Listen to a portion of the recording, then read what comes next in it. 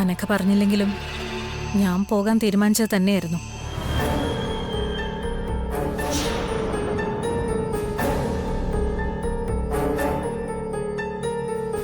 ഇന്നായാലും ഞാൻ ഈ വീട് വിട്ട് പോകേണ്ടവളാ. അത് പക്ഷേ കുറച്ച് പണത്തിന്റെ പേരിൽ ഒരു കള്ളിയായി മുദ്രകുത്തി ഇറക്കി വിടുന്ന ഞാൻ കരുതിയില്ല.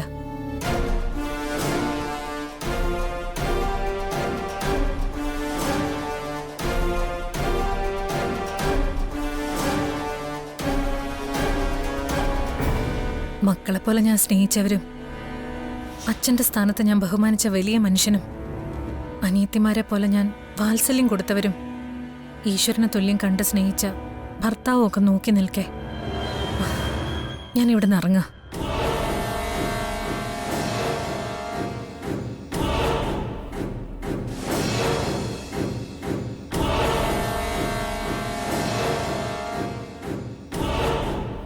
ഇങ്ങനെയൊരു പടിയിറക്കം എന്റെ വിധിയായി ഒരു കയറിൽ കൂട്ടിക്കെട്ടുമ്പോഴും എനിക്കറിയാം ഞാൻ തെറ്റുകാരിയല്ലെന്ന്.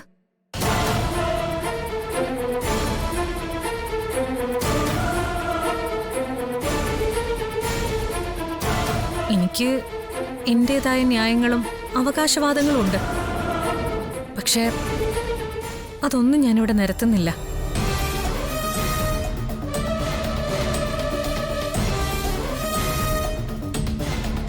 ഞാൻ ഗർഭിണിയാണെന്നും നന്ദേട്ടൻ ഒരു അച്ഛനാവാൻ പോകുന്നെന്നും അറിയുമ്പോൾ സന്തോഷം കൊണ്ടും ആഘോഷം കൊണ്ടും ബഹളത്തിൽ മുങ്ങിപ്പോണ്ട ഈ വീട്ടിൽ മൂങ്കത തളം കെട്ടിക്കിടക്കുന്നതിന് കാരണം ഞാൻ തന്നെയാ.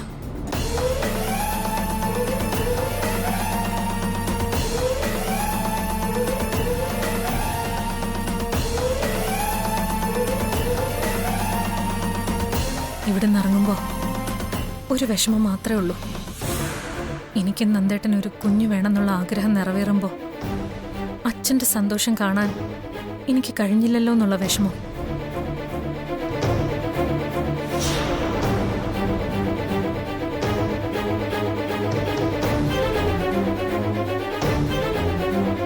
വളർത്തി വലുതാക്കിയവരൊക്കെ എനിക്കെതിരെ തിരിഞ്ഞ് സംസാരിക്കുമ്പോൾ ഞാനൊന്നും പറയാത്തത് എനിക്ക് നിങ്ങളോടുള്ള സ്നേഹം അതുപോലെ തന്നെ എൻ്റെ ഉള്ളിൽ ഉള്ളതുകൊണ്ടാ.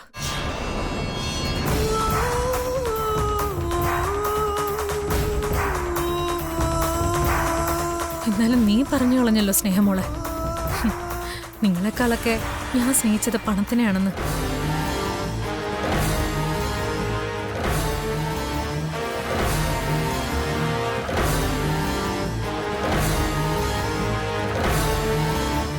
അല്ലെങ്കിലും ഇതങ്ങനെയൊക്കെ തന്നെയാ. സ്വന്തം കാലിൽ നിൽക്കാറാവുമ്പോൾ വളർത്തിയവരുടെ കണക്കും സ്നേഹവും ഒക്കെ ബാധ്യതയായി മാറും. ഞാൻ കാരണം എൻ്റെ അച്ഛൻ ഒരുപാട് വിഷമിച്ചു എന്ന് എനിക്കറിയാം. അറിയാതെ ചെയ്ത തെറ്റുകളാണെങ്കിൽ പോലും ഞാൻ ക്ഷമ ചോദിക്കുക.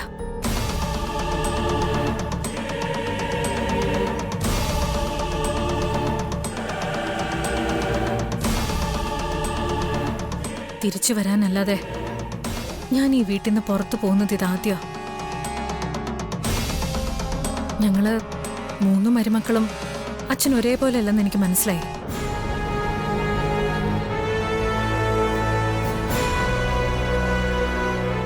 കാരണം ആതിര ഗർഭിണിയായി സന്ദീപിനെ തിരക്കി ഈ വീട്ടിലേക്ക് വന്നു കയറിയ ദിവസം അച്ഛൻ എന്നോട് പറഞ്ഞൊരു കാര്യമുണ്ട്.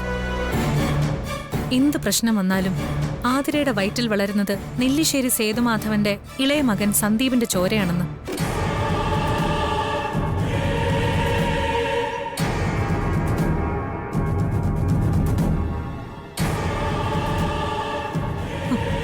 അതുകൊണ്ട് മാത്രം ആതിരയോട് ക്ഷമിച്ചു എന്ന്.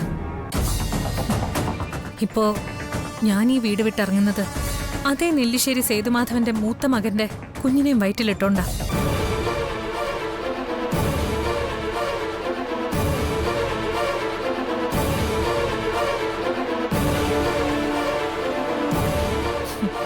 ഒരാള് ഗർഭാവസ്ഥയിൽ കയറി വന്നപ്പോ മറ്റൊരാള് അതേ അവസ്ഥയിൽ പടിയിറങ്ങുന്നു. ഇത് രണ്ടും തമ്മിൽ ഒരുപാട് ഒരുപാട് വ്യത്യാസങ്ങളുണ്ടച്ചാ.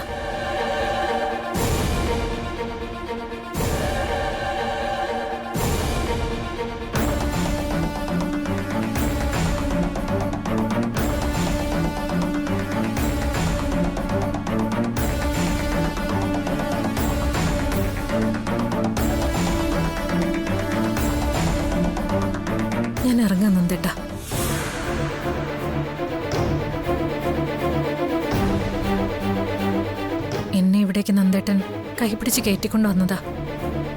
പക്ഷേ തിരികെ പോകുന്നത് ഒറ്റയ്ക്കും.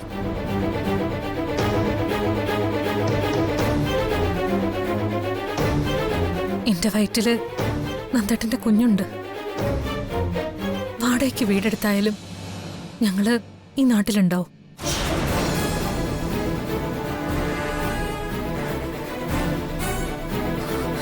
എപ്പോ വേണേലും നന്ദേട്ടന് വരാം. വന്നില്ലെങ്കിലും എന്ത് കഷ്ടപ്പാട് സഹിച്ചും ഞാൻ വളർത്തും നമ്മുടെ കുഞ്ഞിനെ.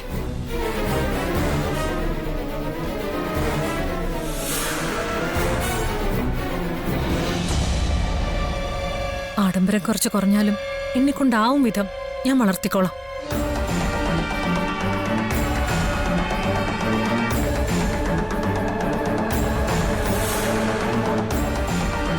ഇനിയും ഞാൻ ഇവിടെ നിന്നാ ചിലപ്പോ എന്നെക്കൊണ്ട് പിടിച്ചു നിൽക്കാൻ പറ്റിയെന്ന് വരില്ല. ഇത്രയും പേരുടെ മുന്നിൽ ഞാൻ പൊട്ടിക്കരയുന്നത് എനിക്ക് ക്ഷീണാവും. അതുകൊണ്ട് എല്ലാവരുടെ യാത്ര പറഞ്ഞ് ഞാൻ ഇറങ്ങാം.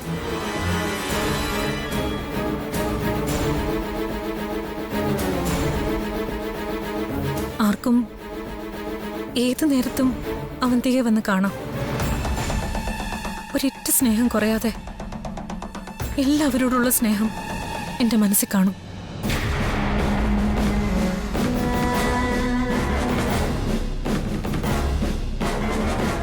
വാ മോളെ. അവന്തിക നിക്ക്.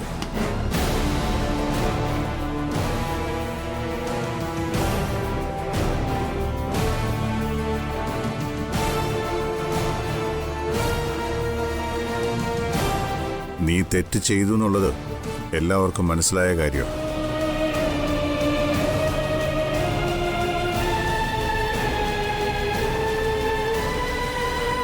നിന്നെ ഈ വീട്ടിൽ നിന്ന് പുറത്താക്കണമെന്നുള്ളത് എന്റെ തീരുമാനവും.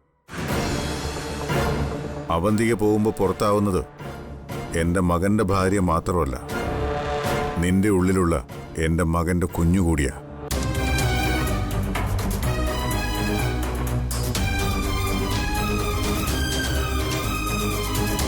ആ കുഞ്ഞിനെ വളർത്താൻ നീ ഒറ്റയ്ക്ക് കഷ്ടപ്പെടണമെന്നില്ല. സേതുമാധവന്റെ മകന്റെ കുട്ടി ജനിച്ചു വീഴേണ്ടത് ഈ വീട്ടിലാ, വാടക വീട്ടിലല്ല.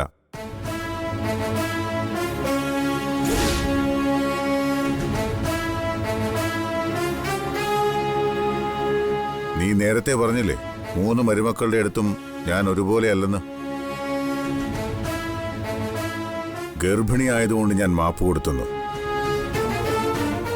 അതുതന്നെയാ ഇപ്പോഴും ഞാൻ എടുക്കാൻ പോകുന്ന തീരുമാനം.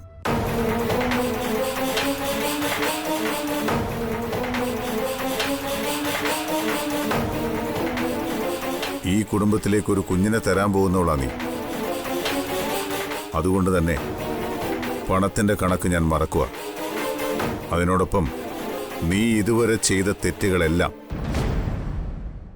ഈ ഒരു തവണ കൂടി ഞാൻ എല്ലാം ക്ഷമിക്കുക.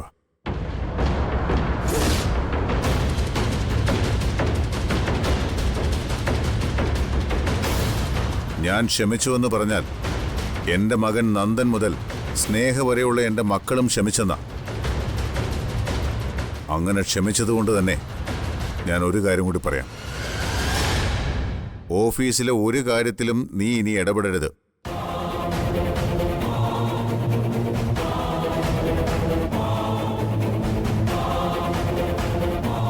ഒരു ഫോൺ കോളിൽ പോലും ഓഫീസ് കാര്യങ്ങളിൽ നിന്റെ ഇടപെടൽ ഉണ്ടാകരുത് എന്നാ ഞാൻ പറഞ്ഞത്.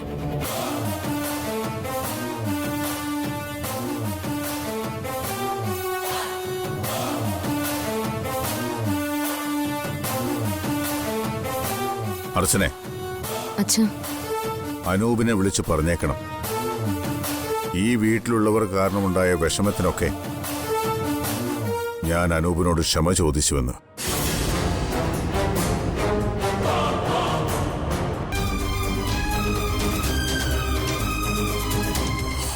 ആ,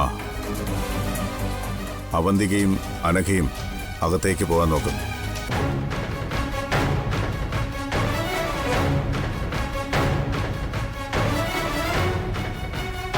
വീട്ടിൽ എന്തവസ്ഥ ഉണ്ടായാലും പട്ടിണി കിടന്നാലും ശരി, മനസാക്ഷിക്ക് നിരക്കാത്തത് ചെയ്യരുത്. അതാര് പറഞ്ഞാലും. പ്രലോഭനങ്ങളിൽ വീഴാതെ ഉള്ളതുകൊണ്ട് കഴിയാൻ പഠിക്കണം നീ. ഇത് നിന്റെ അച്ഛനെ പോലെ പറയുന്നതാണെന്ന് കരുതിയാൽ മതി. സച്ചി, അച്ഛാ, ഈ ഒരു തവണത്തേക്ക് ടീനോട് ക്ഷമിച്ചേക്ക്. ജോലിന്ന് പറഞ്ഞു വിടുവൊന്നും വേണ്ട. ശരി അച്ഛാ.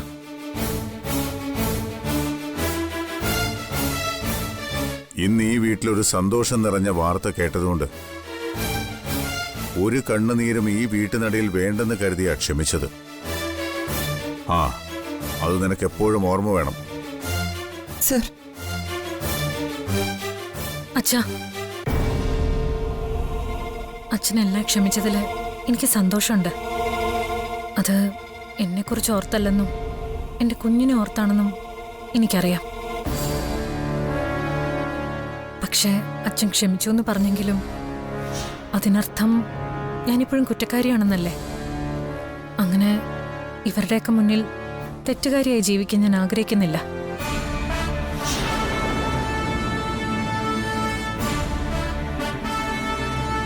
അതുകൊണ്ട് തന്നെ ഇവിടെ വിട്ടു പോകാനാണ് എൻ്റെ തീരുമാനം.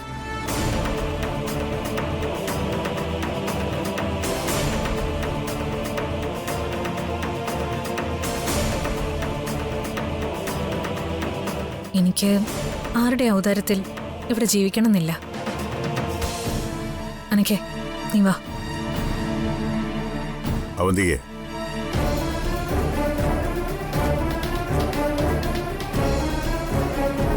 ഞാൻ പറഞ്ഞത് കുഞ്ഞിനെ കുറിച്ചാണെങ്കിലും നീയും ഈ വീട്ടിലെ അംഗം തന്നെയാണ്.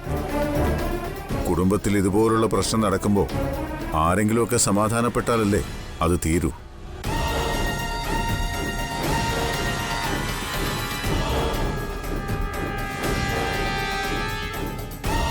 സമാധാനപ്പെടാം. ഞാൻ ഒന്നും മിണ്ടാതെ ഇവിടെ നിൽക്കാം. പക്ഷേ അതെന്റെ വയറ്റിൽ വളരുന്ന കുരുന്നിന്റെ പേരിലാവുന്നത് എനിക്കിഷ്ടമല്ല.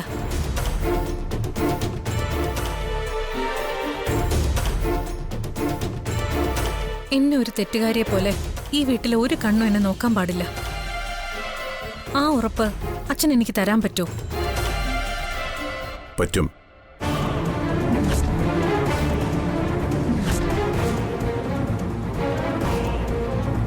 ഞാൻ എടുക്കുന്ന ഏത് തീരുമാനത്തോടൊപ്പവും ഇവിടെ എല്ലാവരും സഹകരിക്കുമെന്നാണ് ഞാൻ വിശ്വസിക്കുന്നത്.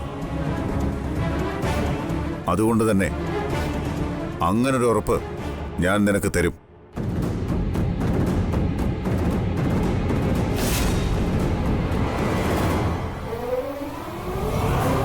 ഇനിയും നിനക്കെന്നെ വിശ്വാസമില്ലെങ്കിൽ നിന്റെ തീരുമാനം നിനക്കെടുക്കാം. അതിപ്പോ എനിക്കറിയുകയും വേണം.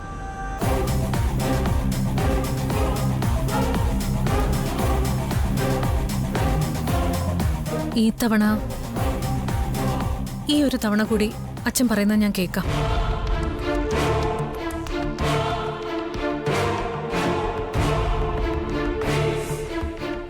അത് മറ്റൊന്നും കൊണ്ടല്ല, അച്ഛൻ നേരത്തെ പറഞ്ഞ കാരണം കൊണ്ട് തന്നെയാ. എന്റെയും നന്ദേട്ടന്റെയും കുഞ്ഞ് ജനിച്ചു വളരേണ്ടത് ഈ വീട്ടിലാ. പിന്നീട് അത് അതിന്റെ അച്ഛനെ കുറിച്ച് പറയുമ്പോ എനിക്ക് ഉത്തരം മുട്ടി പോരുതല്ലോ.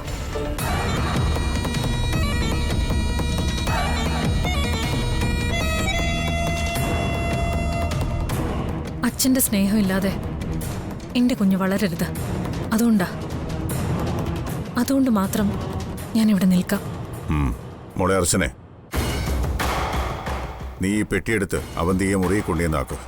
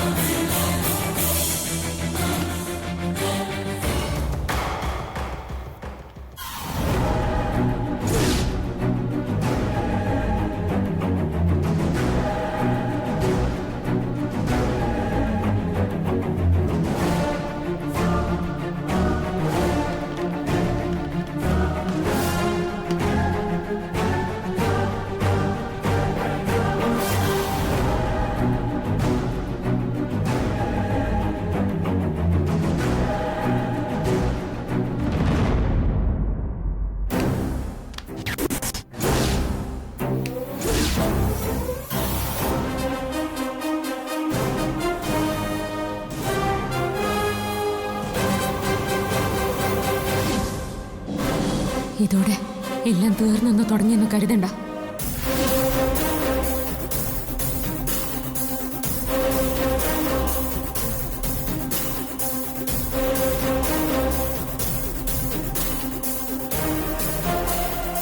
ഈശ്വരൻ എന്ന് പറയുന്നതേ ഒരാളുടെ മാത്രം സ്വന്തം അല്ല എടുത്തി. എപ്പോഴും കൂടെ നിന്ന് രക്ഷിച്ചെടുക്കുമെന്നും കരുതണ്ട.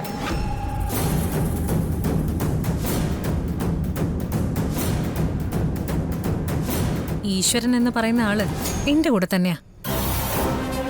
എപ്പോഴും കൂടെ നിന്ന് രക്ഷിച്ചെടുക്കുന്ന എന്റെ സ്വന്തം ആള്. ഒരുങ്ങിയിരുന്നോ അവന്തികയായിട്ടുള്ള പുതിയ പോരാട്ടത്തിന്. കാണണം നമുക്ക്.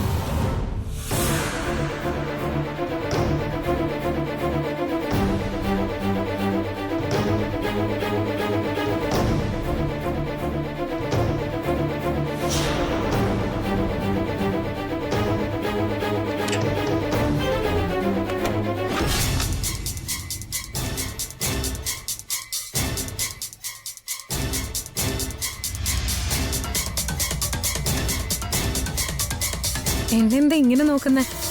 ആദ്യമായിട്ട് കാണുന്ന പോലെ. ഒരച്ഛനാവാൻ പോകുന്നതിന്റെ സന്തോഷമൊന്നും മുഖത്ത് കാണുന്നില്ലല്ലോ. അങ്ങനൊരു സന്തോഷം എന്റെ മുഖത്തൊന്ന് പ്രതീക്ഷിക്കണ്ട. എനിക്കറിയാം അവന്തിക ഒരിക്കലും ഗർഭിണിയാവില്ലെന്ന്. അതെന്താ? എന്റെ ഭർത്താവിന് അതിനുള്ള കഴിവില്ലെന്നാണോ? അതോ ഭാര്യ ഭർത്തൃബന്ധം ഇല്ലാത്തതുകൊണ്ടാണോ? എനിക്ക് കഴിവില്ലെന്ന് തന്നെ നീ കൂട്ടിക്കോ. നീ ഗർഭിണിയല്ലെന്നും ആ ഡോക്ടറിനെ കൊണ്ട് നീ അങ്ങനെ പറയിച്ചതാണെന്നും എനിക്കറിയാം. എന്തിന്? ഈ വീട്ടിൽ നിന്ന് നീ പോകാതിരിക്കാൻ. ഇവിടെ നിന്ന് ഇറങ്ങേണ്ടി വരുന്നായപ്പോ ഒരു ബോധം കടലും അതുവഴി ഒരു ഗർഭവും. നിന്റെ കുറെ വാചക കസർത്തുകളിൽ എന്റെ അച്ഛൻ വീണുപോയി കാണും. എന്നെ അതിന്റെ കൂടെ ചേർക്കണ്ട നീ. എന്നെ നല്ലപോലെ മനസ്സിലാക്കുന്നുണ്ടല്ലോ എന്റെ ഭർത്താവ്. പക്ഷേ ഇത് വെറുതെ അല്ല. നെല്ലിശ്ശേരി നന്ദന്റെ ഭാര്യ അവന്തിക ഗർഭിണിയാ. ഈ ലോകത്തുള്ള ഒരു പെണ്ണും താൻ ഗർഭിണിയാണെന്ന് ഭർത്താവിന്റെ മുഖത്ത് നോക്കി കള്ളം പറയില്ല. അത് ചിലപ്പോൾ സത്യമായിരിക്കും. പക്ഷെ നീ പറയും. നിന്റെ നിലനിൽപ്പിന് വേണ്ടി എന്ത് പറയാനും കാണിക്കാനും നീ മടിക്കില്ലെന്ന് എനിക്ക് നന്നായിട്ട് അറിയാം. ആദ്യമായിട്ടായിരിക്കും ഒരു പെണ്ണിന് ദേ ഇങ്ങനൊരവസ്ഥ. താനൊരു അച്ഛനാവാൻ പോവാണെന്ന് അറിയുമ്പോ ഓടി വന്നെന്നെ കെട്ടിപ്പിടിച്ച് സന്തോഷം പങ്കുവെക്കുന്ന കരുതിയ ഞാനിപ്പോ ആരായി? യോഗ ഇല്ല. എടീ, നിന്റെ ഈ നാടകമുണ്ടല്ലോ, അവസാനത്തെ അടവായിട്ട് നീ ചെയ്യാൻ തീരുമാനിച്ചിരിക്കുന്ന ഈ ഗർഭനാടകം, അത് ഞാൻ പൊളിച്ച് കൈ തരുന്നുണ്ട്. അങ്ങനെയാണോ? എങ്കി പുറത്ത് ചെന്ന് എല്ലാവരോടും പറയും ഞാൻ ഗർഭിണിയല്ലെന്നും നിങ്ങൾക്കതിന് സാധിക്കുന്നില്ലെന്നും.